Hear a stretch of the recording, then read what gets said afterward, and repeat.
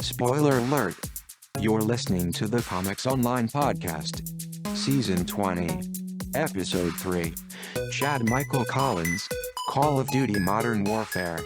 Broadcast live from FXBG Public Radio on October 21st, 2019. This episode, Kevin and Troy David interview Chad Michael Collins about his role in the new Modern Warfare game debuting this Friday, October 25th, as well as the rest of his acting roles and everything geek pop culture.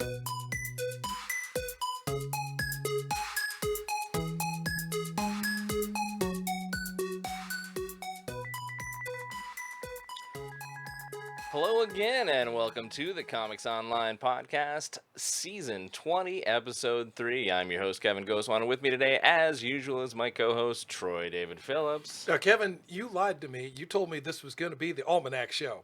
Well, would you rather have 1985 or Chad Michael Collins, who is here with us today for the first time? Now, we have done an interview with Chad. My partner, Matt Cernacker, as you know, did an interview with Chad about 2 years ago, wouldn't you say? 2 or 3 years ago? Well, I don't even know what you were working on then. I think it was a Wonder. We were all hanging out. There you go. In Anaheim. So. Oh, right, yeah. What was I working on? With Mary Lee. That's right. Yeah, always got to give a warm shout out to Mary Lee and her endless supply of content for Comics Online. So this Friday, Call of Duty Modern Warfare, the new one. It doesn't have a number. Sorry, folks, it doesn't have a number. The new one, the new one comes out. Let's call it 2019. Call of Duty Modern Warfare 2019. That's what I've been calling. Yeah, comes out this Friday, and Chad is playing. What's your character name? Call of Duty Modern Warfare 2019. I play a character Alex, or his call sign, which people will be hearing a lot, is Echo 3-1. Echo 3-1. Echo 3-1 is the call sign. We do a lot of radio chatter in this game. In the heat of the missions, you'll hear a lot of Echo 3-1. Right on. In that way. How we doing here? So we got a really weird pulse. Yeah, it's kind of dropping funny, but hopefully our DJ will fix this here. So how long ago did you begin with Modern Warfare? Now I know you obviously did not only the voice but also some motion capture. When did you start with all that? I this probably going back to last April or May. Okay. And you read with the brilliant director Taylor Kurosaki and one of the writers, Ryan Bloom, and we did an audition for the character of Alex. No idea that it was Modern Warfare whatsoever. It was very NDA, very private, classified, if you will. Heavy on the military stuff. Trying to start to put the context clues together, but that was the audition process. And about a month and a half later, I heard the part was mine, and from then it was all high-tech face scans, and eventually getting cap stage to suit him to play Alex. But yeah, performance capture, full voiceover. The character, as you can see from the pictures, it's me with a big, bushy, handsome digital mustache. Right. So you never actually did grow out the mustache. That was not mine.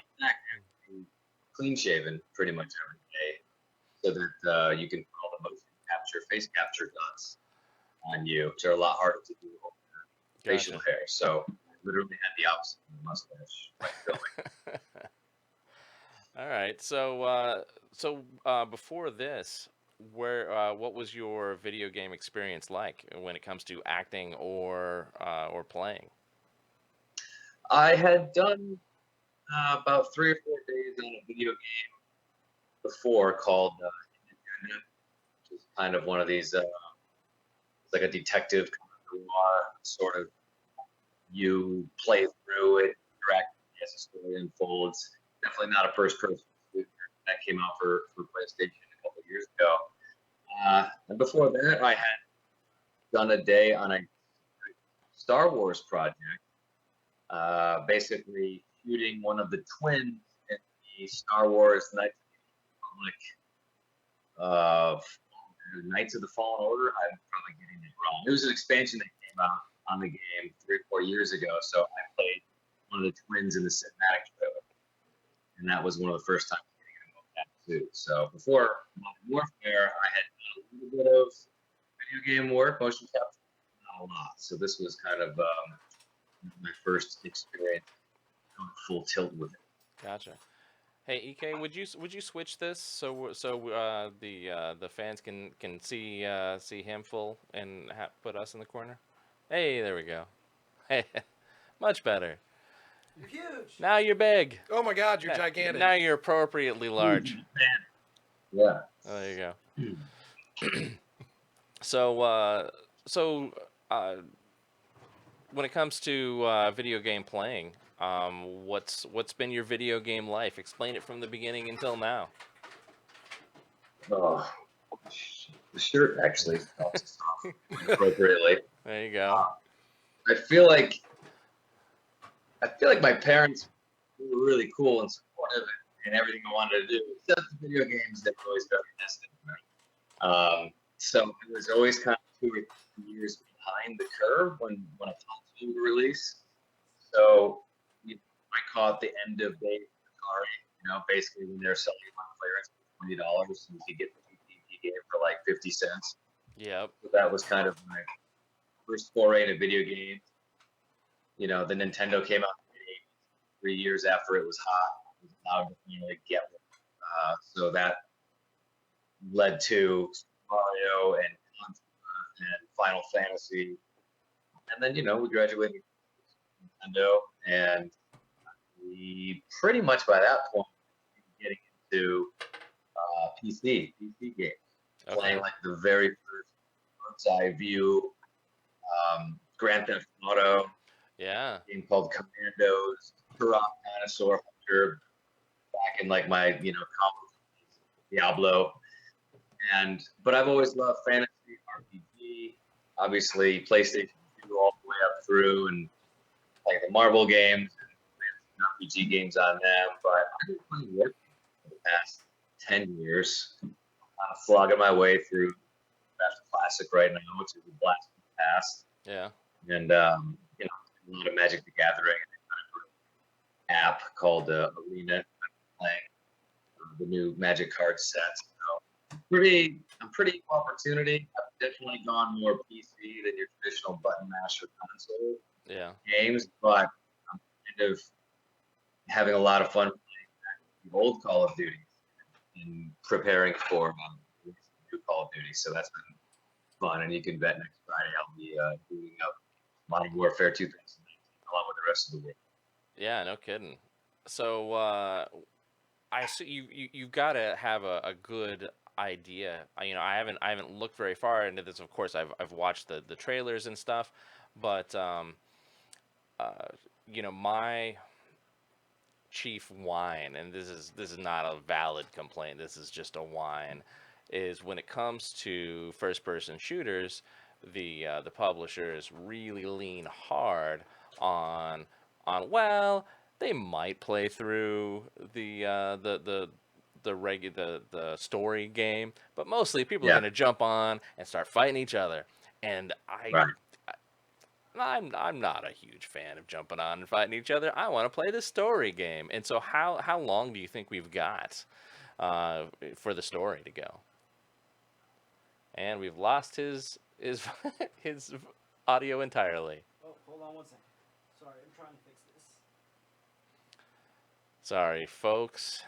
We got a little Get at home coming through at all? Now he's coming through. Okay, I got you, Kevin, but I lost you there for about 30 seconds. Yeah, I lost you too. But It audio sounds is better now. audio is better, I think. I think it is. Yeah. Okay. Cool. All right. So, my last thing I was asking was, are we, how long are we going to see in Modern Warfare 2019? How much story content do you think we've got? I mean, I know what we filmed, but even then, I never saw a full script. I don't know.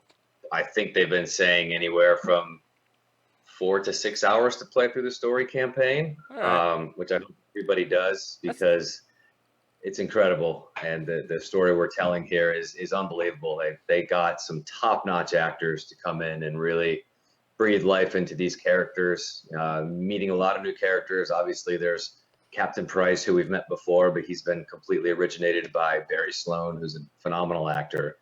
And the Captain Price character is in great hands with him. But typically, from playing through the old Modern Warfares, it's typically, you know, about 4 to 6 hours, depending on how good you are and how often you drop a grenade into your own lap and then have to Have you been respawn watching me play? It sounds like you have. We all start there, don't we? Yeah, We we all do. start with flash banging ourselves in the face. Like, oh, the screen goes white. Yeah, God knows I've done it enough the past few months. I bet. So they don't have you going and playing ahead of time. You have to wait until the launch day.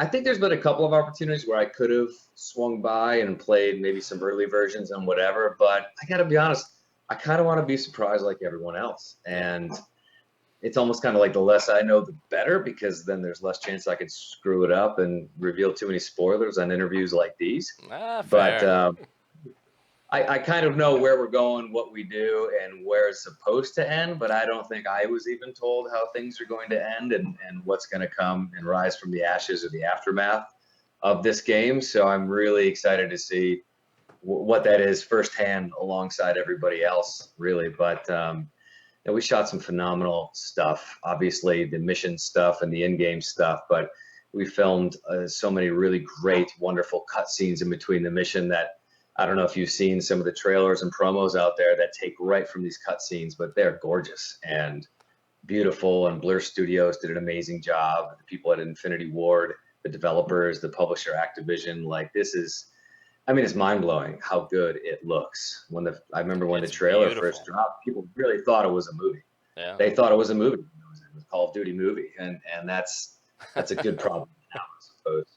I agree, definitely. So how does this feel in comparison to your other military type work? I mean, obviously here you've done how many iterations of Sniper, and here you are once again playing now. And personally, by the way, when it comes to first person shooters or any type of shooters, I like to play the Sniper character because what kind of idiot runs and guns? Oh, wait, half of the people watching this. Sorry, folks. I didn't mean to call you idiots. I'm really just giving my son a lot of trouble. Because he's the guy who can successfully run and gun and not die. And I don't know how that's possible. But so many people are able to do it. And mostly those are the people who kill me while I'm hiding somewhere that seems to be perfectly, well secure. But anyway, where I was going with all of this was, is this character a sniper, and what of your experiences have crossed over between the two?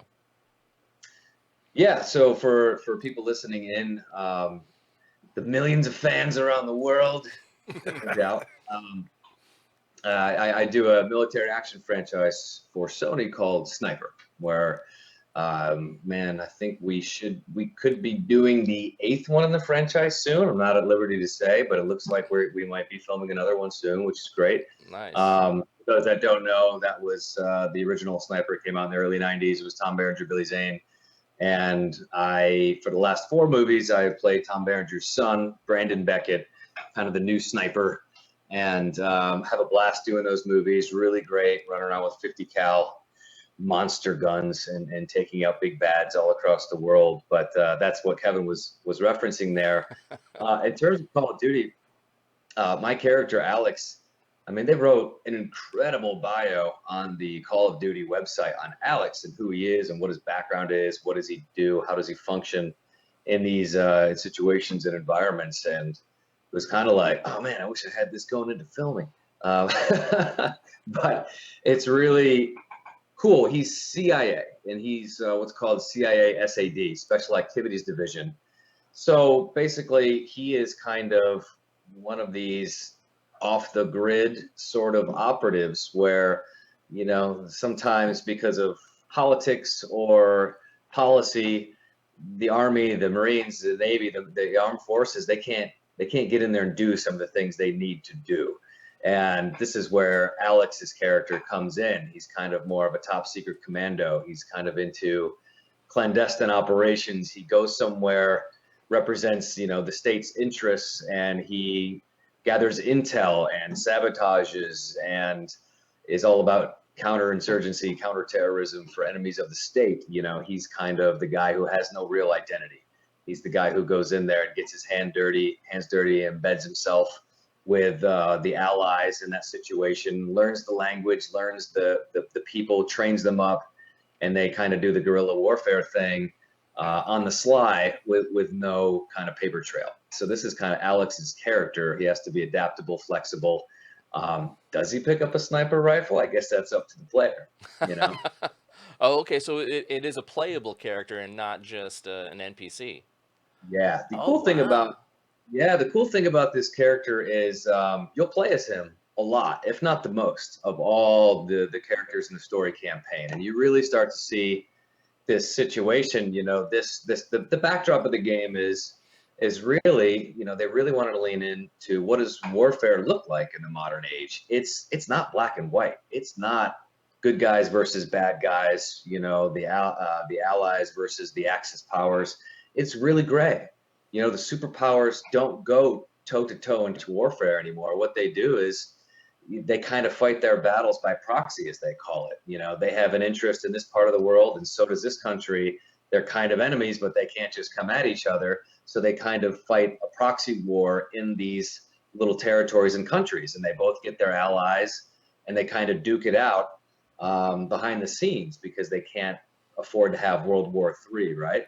So no one wants to provoke each other that far, but you know, everyone still has interests in the area. So really, my character Alex gets embedded with some freedom fighters in a fictional Middle Eastern country called Urzikstan, and he gets introduced to Farah, who's the leader of the militia there, the freedom fighters, and her brother Hadir, played by Claudia Dumit and Aidan Bristow, wonderful actors.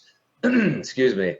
And I kind of get to see, the players get to see through my eyes what it's like to come up through a country that's been occupied by Russians for decades.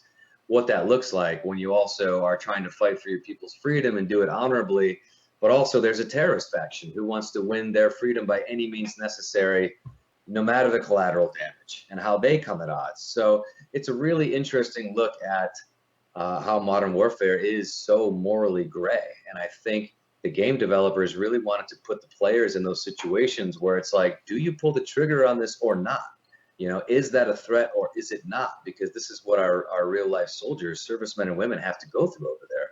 It's foreign territory, and there are no lines in the sand really, and nothing is drawn up. There's no handbook for this type of warfare. So this is kind of what the players get to see through Alex's eyes, and stakes and the toll that it takes him, but also know he's fighting a good fight on behalf of good people, and kind of, you know, where that takes us as the story unfolds.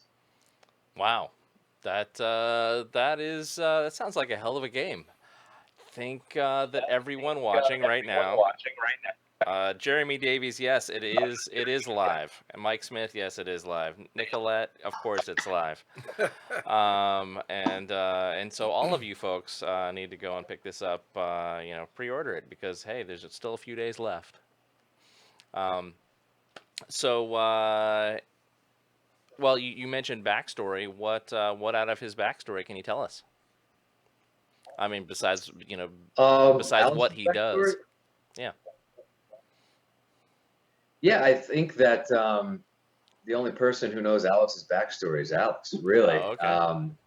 His record has kind of been wiped clean. And, according to the bio that they kind of put up on the Call of Duty website, he's former Army Delta, and he basically has no ties to family. He's a chameleon. He is basically nameless, faceless.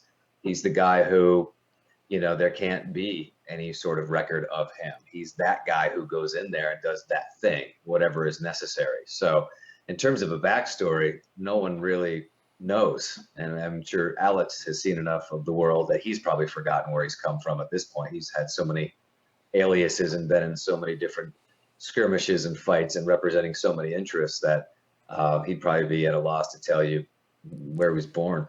There you go.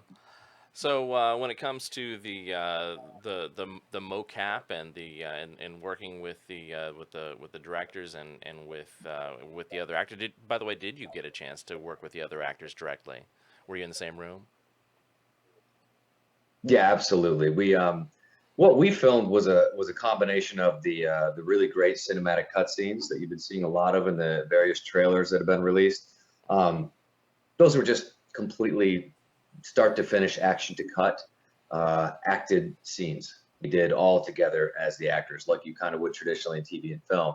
But then there's also a lot of scene work that we did where perhaps after a cut scene, now you'll start getting put in the player's boots and, leading up to the mission that you go and go off on. There's a bunch of characters interacting and you have to go and pick up their grenades, or you have to go and pick up the night vision goggles, and the characters are talking about what you need to do, whatever, and then all of a sudden, boom, you are the character, and then you go off and run in the mission. So we got to shoot a lot of those mission openings and a lot of those mission closings in that way as well. Right on. So when it comes to what's next for your video game stuff? Do you have anything on the hook now? I mean, this is a big deal, man. You're gonna make everybody sad in your television and movie worlds with with as much traction as you're gonna get off of this. Yeah, I mean, honestly, I hope I have that problem, Kevin. Us actors are always looking for the next one. So, so far the phone hasn't rang. Can you Oh, believe it? it's about But to. yeah, I'm honestly just excited to see how well it's received. Fans have been excited about this for months. I mean, 8 years since the last Modern Warfare installment. So I know there's been a lot of hype. There's been a lot of buzz. There's been tons of pre-orders. We expect to be hot out of the gates, come Friday, and Yeah. people playing through it all that day and all that weekend. And we're all prepared for spoilers if we don't get there fast enough on our own to see, what happens and what unfolds, because, the internet loves the spoiler. Yeah. So, but from what I read, and, I try not to get too caught up in the hype, but, they're anticipating this could be the best-selling game of the year. And I know the goal, from the developer, from the publisher, and everybody involved, they work so hard. This is over 3 years in the making. They want to win all the Game of the Year awards. They wanted to tell something brand new and original and compelling and interesting. They really wanted to create a really interactive, playable version of like a Zero Dark 30 movie, gritty, real, in your face. And I expect them to check all those boxes. I really, really do.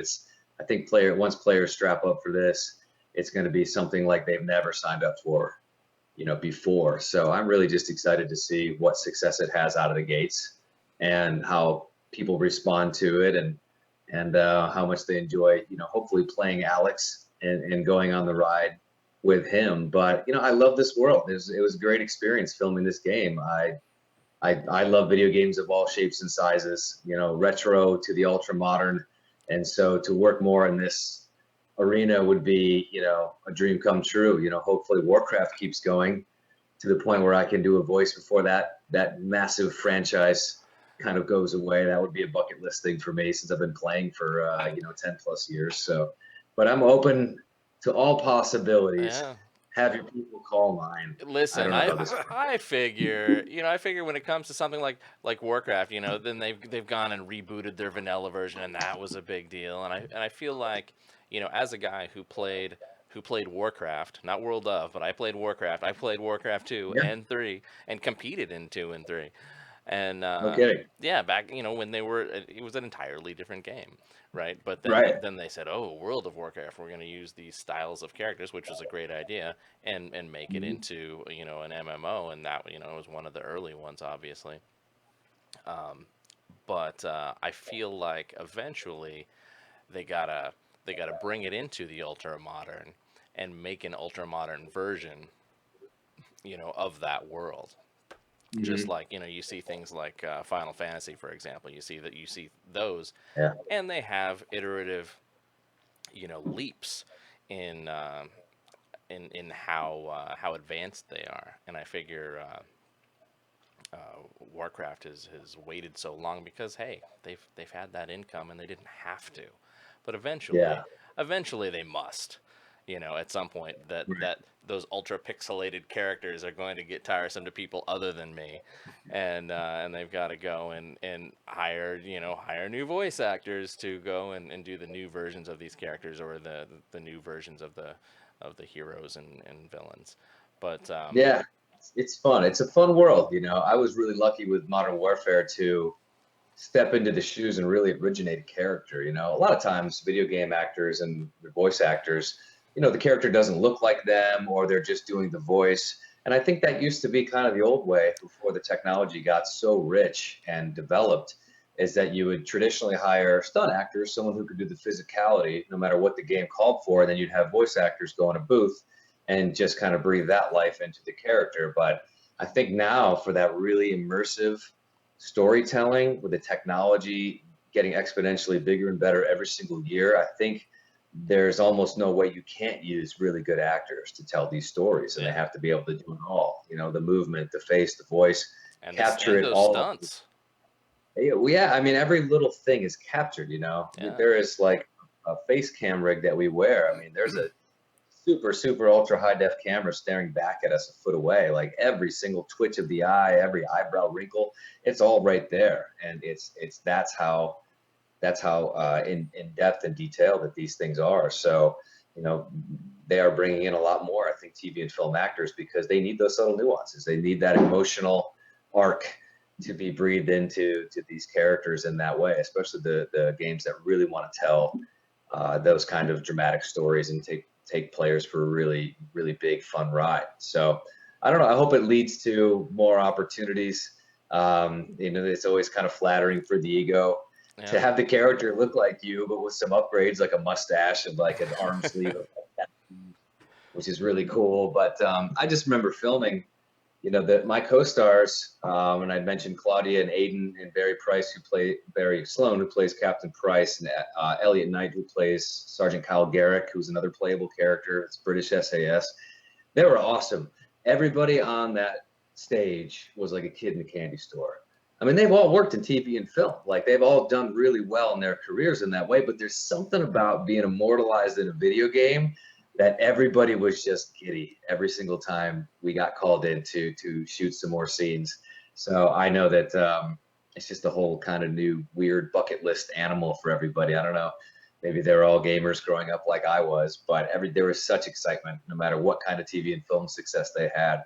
It was kind of like this somehow just got bumped to the top. That sounds awesome, man. So, just so you know, I'm hoping that once you have Untitled new project with Doug Pasco, that there's a video game version of that, because there's something. Well, we can't talk about that yet, but there's something that deserves a video game, sir. But talking about your other stuff, what can you tell us about? Getting outside of the Call of Duty Modern Warfare, much as it's awesome, much as it's coming out on Friday, you've got a lot of stuff. You've got a lot of depth, sir, and I want to know what else you have going on right now. What else? Well, obviously, Modern Warfare is the big one, and Right. very excited, like I said. But yeah, I think we're gonna ramp up and possibly do another sniper movie. I'm never really at liberty to say if and where and when, but I can kind of hint and tease that we'll probably have another one in the works sooner rather than later, which I'm excited about. And I'm in the season 1 finale of Creepshow, which is the AMC Shudder streaming service. Yeah, so No they have kidding. done. Yeah, they have done kind of an anthology series based on the old George Romero, Stephen King kind of cult campy movies that were from the early 80s that influenced a generation of directors and visual effects artists and everything else. So I got to play on one of those episodes as in a lead role, which is actually really fun. I'm very much looking forward to it because it's something unlike I've never done before. Now, have you shot it yet or no? We did. We shot it earlier this year. It's an episode called Skin Crawlers, and it's about a man who is a bit overweight and he's looking for a quick fix. So he comes to Dr. Sloan to check out a new miracle procedure, and things perhaps go awry. Oh my. That's about what I could say at this point. But I had such fun shooting that, and from everything that I've been seeing, that the series has been really well received, and I'm gonna from have what to I've check it seen, out. it's really entertaining.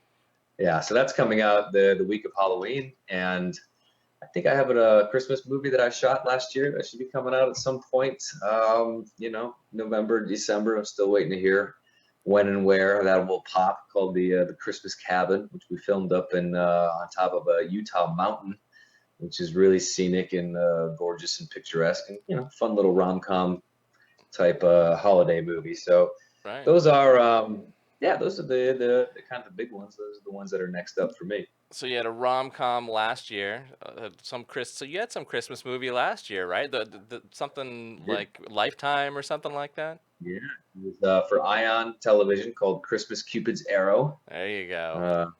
Yeah, it was quite fun. I played an attorney who, wants to be a good guy, bit of a player, but it was a blast to do. It's always fun to step outside of the military shoes, those spit shine boots, and go and put on the old attorney digs, or in the Creep Showcase, the Dr. Sloan slick suit, being the pitch man, the hype man for something like that. That's a great thing about television and film is no two roles are alike, and you get a chance to really do some box stuff, and it's always interesting to have that variety, and keeps me excited about stuff. Well, and speaking of horror type stuff, you did the very crossover horror High Moon, which just recently hit DVD. This past summer, right? And Yep. and then weren't you on some sort of like a Hulu show or something like that recently? Yeah, I did. It's probably a couple years old now, and unfortunately, it only went 2 seasons. But I did a series for Hulu called Freakish, which was kind of a fun kind of a post-apocalyptic. I watched the first one, and you hadn't appeared yet, and I'm like, all right, now I gotta just find out what episode he's in. So what episode are you in? Where do I need to start to see the Chad character? I think they were season 1. I think was about 10 episodes, and I came in at the end of episode 8, and then did 9 and 10. That season 1 finale, and I played a bad man. Bad man. All right. It was actually kind of fun. It was kind of fun to play the other shade of the military character. This guy was more of a mercenary with bad intentions. Okay. So that was fun. But yeah, I'm glad you mentioned High Moon. I know Halloween's right around the corner. Perfect time to pick that up. Yeah, it's an action horror western. Werewolves, an undead gunslinger, brought back from the old west into the modern day, hunting down a pack of werewolves as the werewolves kind of savage a small town in the deep south, and come across a biker gang and steal their motorcycles. And it's quite a fun mashup of genres, and definitely a project that I enjoyed shooting and I enjoyed promoting this past summer, and seemed to be really well received. It was really quite a fun, entertaining 90 minutes. Yeah, for sure. So so what else? So beyond your own stuff, I mean, so you've caught us up to date on what you have going on. what else are you into? What are you looking at for, Comics Online? We talk everything geek pop culture. So, you know, Troy and I talk comics every week. We talk we talk television and movies and games. What sorts of media are you particularly interested in right now? Oh man, if I could do it full time, I would, and I'm sure you know how that feels. It's funny enough. After this, I am actually going to my Dungeons and Dragons group, and we are playing through the Horde of the Dragon Queen, or Heist of the Dragon Queen campaign right now. And so we just hit level 4 last week, so all of our characters are ready to use our new abilities as we continue adventuring, chasing down this evil dragon in service of Tiamat. So yeah, D&D, big time. I mentioned earlier Magic the Gathering. I'm still a huge fan. I've been playing that since I was in high school. Wow. Which was like 1937. So I've been playing Magic. All the cards were in black and white then, I understand. Yeah, exactly. Still love it. And don't feel too old. I actually remember when that game was released as a new game, and at that point I was already early into parenthood. So yeah. I think I don't think I was quite into Parenthood, but pretty darn close when that game was released. I was telling Kevin. Troy, if you did play that game, Troy, back in the day with the early sets, I hope you held on to those cards because they weren't actually mine. There's your child's secondary education right there. Well, those cards actually weren't mine. A friend introduced me to gameplay, so I kind of quickly cottoned on. I came from a pen and paper RPG, so you were mentioning D&D group. I used to, in high school, in my senior year in high school, I had a group that would get together anywhere from 3 to 5 times a week after school. Wow. And we'd play 2 hours, 3 hours, 4 hours. We did a lot of world building as well as character building. So we would pour through the books, and we would you'd buy a module and you'd take a keep from one module and then a town from a different module, and you'd mix and match the pieces together. Yeah. And then when you actually played it, anyone who bought the books still didn't know what was coming. There you go. Right. But back then, Gary Gygax was still alive and was still with the company. So, that's great. What I wanted to ask you was, which version of D&D are you running? Because there are so many out now. Which version are you running? Yeah, I mean, I think we're just playing the 5th edition. Oh, 5th edition. Okay. I just recently bought it. I just recently finally bought it, because I stopped at 2nd Ed. I saw the demos of 3rd Ed when at San Diego Comic-Con way back in the day, however long ago that was, and took a demo, and I was like, they got rid of they totally changed up the game mechanics, and so I'm not quite sure I'm going to get this version, and I just never did. Just kind of fell out of it. It was that time, I had a little kid and that sort of thing. Yeah. And then it's time consuming. It's fun, but it's time consuming. It is.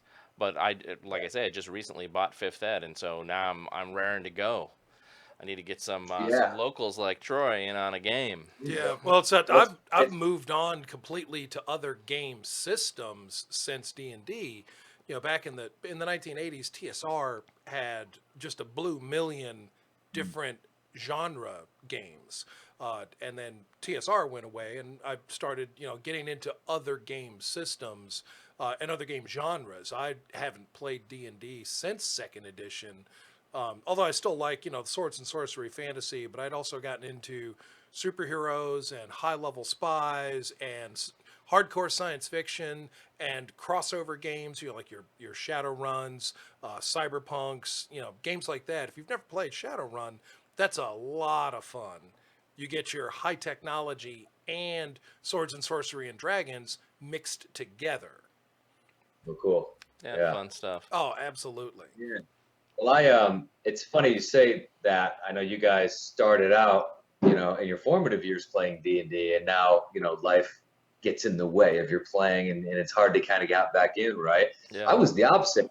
I grew up in a town of 2,500 people, and I lived 8 miles outside of that town. Oh, jeez. So, yeah, when I was in there, I mean, I always towed the line between, being a bit of a sports guy, a sports kid, sort of jock, but then also a nerd. I had my nerd friends where after football practice, we'd go to like the local, public library, and then we'd go sling magic cards for 2 hours. So this was always my existence. However, with D&D, I would devour the novels. I would, when Baldur's Gate and these games started coming out for PC, I love these games. But so I was doing everything D&D related, except you learn the hard way when you're kind of out and ostracized in the middle of the countryside that you need other people to play D&D proper. So I'm making up for lost time now. I'm in 2 campaigns currently, and just like had, like the 13-year-old version of myself is just like making up for all those years that I really wanted to play and had the time, and now I'm making the time That to is do it. awesome. So you grew up like in New York, like upstate New York somewhere? Wasn't that the case? Right. Mm-hmm. And then now you're what? You must be in LA somewhere, yeah? Yeah, Yeah. I've been in LA for, man, almost half my life at this point now. Oh, geez.